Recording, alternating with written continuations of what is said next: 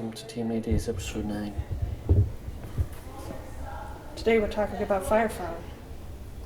Which means we'll be interviewing Curtis Wood and Bevka about the film. Yes, and things like the process, such as fabricating and the 3D modeling, and there will be bits of the storyboards and art and people working on the project. You're stupid. I can't work in these conditions. I'm reporting you to Jason. Jason's right over there. You just tell him. Jason, he called me stupid. I'm actually leaving now. Dun-dun-dun! Maybe we could start the interview now. Okay, yeah, let's do that. Go ahead. That was horrible. Crispy. Okay. Crispy pups. Sure. Hello. I'm here with Professor Curtis and Bevka. They're working on the Fireflower project along with other students. And this week we're interviewing them to learn more about the Fireflower project. So why don't you tell us what it's about, Curtis? Well, I'd say it's about a very curious little robot who appreciates the beauty in life, but in doing so, he ends up creating more problems than not. Yeah. Yeah. So who all is working on this project besides the two of you, of course? Thank goodness it's That's not a just the hard two of question. us. Steve Leeper, he's still a part of it. He's the director. Kayla Mitchell, she has a director's credit. And she originally wrote the story, and then quite a handful of students. This project's been going on for about 4 years now, so students come and go. So What's the process kind of been like? Kind of take us through a day in the life of Fireflower. Process, man. you want to Well, talk a little about that? Sure. I mean, like the process, it's hard because it has been like a 4-year process. So trying to boil down like the recent our leg of the process where we've been involved is,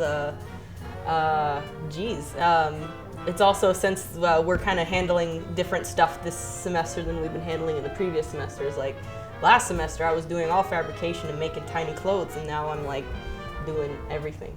But it's no, I'm not doing everything. But it's there's a lot of moving parts. A lot of moving parts, a lot of preparation.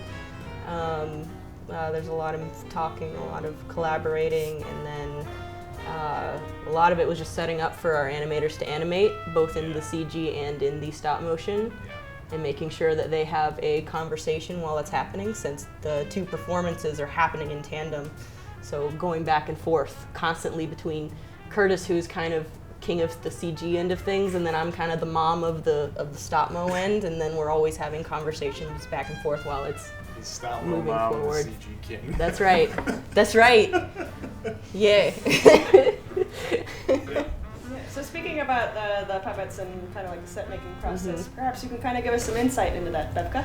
Into the set making? Yeah. Oh, like man. The fabrication kind of end. The fabrication end. Well, because we kind of got handed down, all of the concept art that's been done years and years and years in advance, and we translated that into these beautiful sets. It took a long time to make, but we were tasked this semester with making a boiler room and then making that big garden room.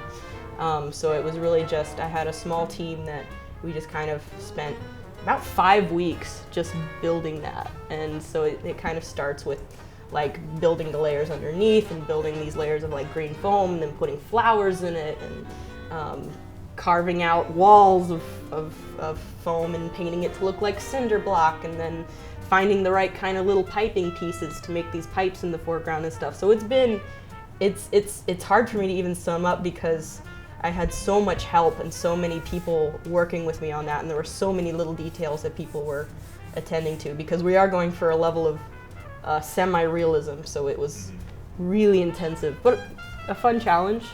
You Looks know, like it. And it paid off really well. yeah, I think so. And maybe you can speak about the 3D modeling of the robot, Curtis. Yeah. Well, I mean, they both kind of start in the same place. This concept phase, and the 3D robot. I mean, same thing. I mean, we're still working on the overall design, but we've got him to a point where we can animate him. And Noah Stinson, he's been our lead animator this semester. He's kicking butt doing that. Kick him. Get him. But we're still he's a living little character in 3D space, you know.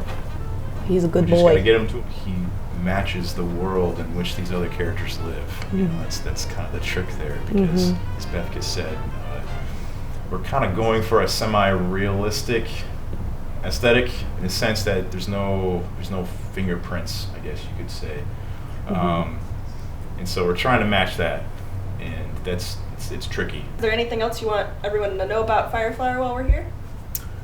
Not really. Check out our Facebook page. Alyssa's been doing a great job at keeping that up to date. Oh my goodness, holy crap, where are we? Wow, we're in the Becker basement. Becker basement? Yeah, Becker basement. Not just any basement. Becker basement. Yeah. What the heck is that in your hand? This is a hand. What sort of hand? The kind of hand you need when you need a hand. A small child with painted fingernails. Okay, that's weird. This is kind of our main fabrication room. This is where we pour all of our molds, all of our puppets. A lot like this mold. This is when they're all closed up right now. Whoa. But this is where we make all of our little girls and boys, like this, that we end up putting clothes on. And we had our little clothesline where we would put all the little tiny clothes we made for them. Oh, that's so cool. So that's where most of that stuff happened, is right in this space. We'd be sewing or pouring silicone and painting stuff. That's mostly what this space is. And that hand is just really. I know. This is from our main character, Princess. Wow. It's her. It's actually her hand. Oh, Like that's this. cool. I like That. her. Like this.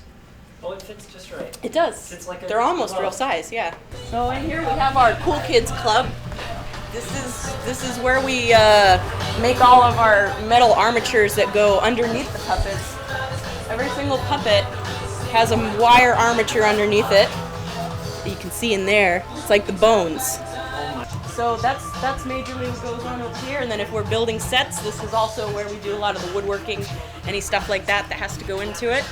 But yeah, this is where the sweat goes. Sweat? In the blood, sweat, and tears. So Yeah. it's not cornbread that I smell. Thank you so much for this interview. I'm You're going to so- shake your real hand. you're so Awesome. welcome. Yeah, it's been a pleasure. Awesome.